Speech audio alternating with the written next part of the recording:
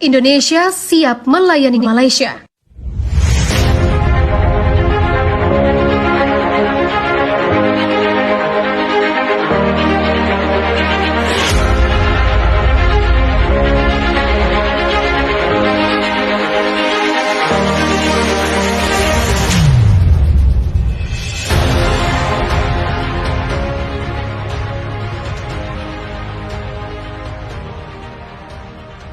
Saat ini militer Indonesia telah memasang 200 rudal jarak jauh berbagai varian di sekitar Selat Malaka yang diarahkan ke ibu kota Malaysia, Kuala Lumpur.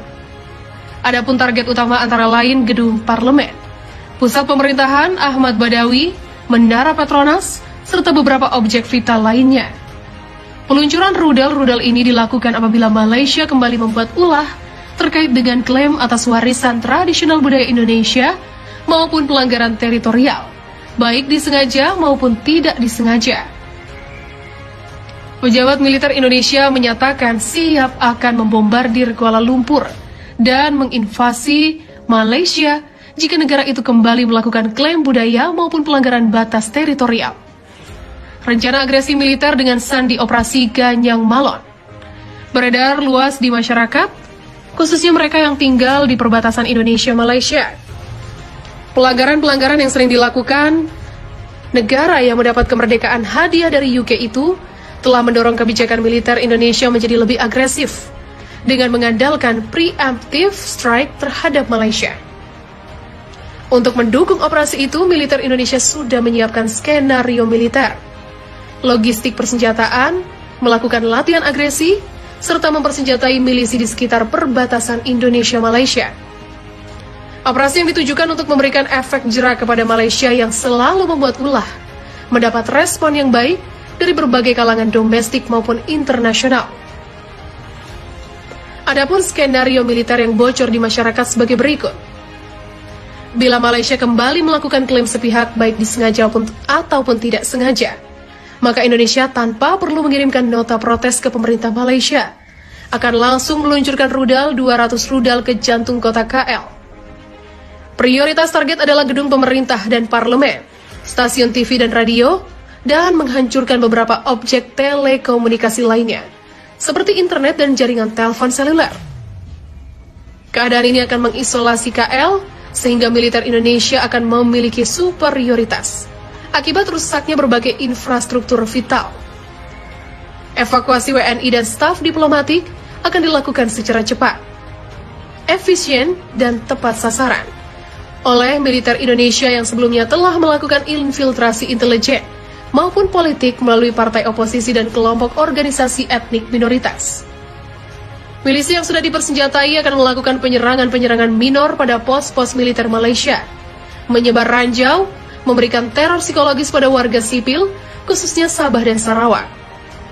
Prajurit yang terjun antara lain unit anti ranjau, anti kapal selam, anti kapal permukaan, anti serangan udara, bantuan tembakan kapal, terjun tempur, infiltrasi pasukan katak, dan intai amfibi marinir.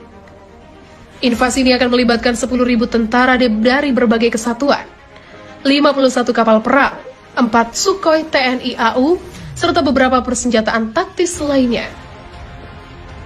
Selain itu, serangan ini juga melibatkan 5 pesawat Kasa, 2 Nomad, 5 helikopter, 18 Skoci, 4 hovercraft, 32 tank amfibi, 25 truk, serta berbagai jenis strategis lainnya yang dimiliki TNI AL. Berbagai senjata strategis KRI rudal Exocet MM38, rudal Strela, meriam 120 mm, 57 mm, 40 mm, torpedo SAT, bom laut, senjata RBU, dan senjata howitzer 120 marinir akan dipakai. 2 pesawat Su-30 dan 5 pesawat F-16 mendapat tugas menghancurkan infrastruktur yang masih tersisa di KL. Misi lainnya adalah menghancurkan pangkalan militer Malaysia dan berbagai instalasi pendukung. Sementara itu, 2 pesawat Su-27 dan 2 pesawat F-16 akan membumi hanguskan wilayah Sabah Sarawak. Keunggulan Indonesia atas matra udara, darat, dan laut akan memuluskan rencana invasi secara efisien tanpa mendapatkan perlawanan berarti dari TDRM. Pada level diplomatik, Indonesia akan memanfaatkan posisinya sebagai anggota tidak tetap Dewan Keamanan PBB untuk melakukan kampanye negatif terhadap Malaysia. Lobby-lobby intensif akan dilakukan semaksimal mungkin untuk mengisolasi Malaysia secara politik dan mencegah DKPBB mengeluarkan resolusi. Beberapa konflik internasional akan dieksploitasi untuk mengalihkan perhatian dunia internasional. Kelihayan diplomat Indonesia yang terbukti handal, serta memiliki jam terbang pengalaman diplomasi internasional yang panjang, diyakini tidak akan mendapat kesulitan untuk mengatasi serangan diplomat Malaysia yang dikenal tidak pandai berdiplomasi.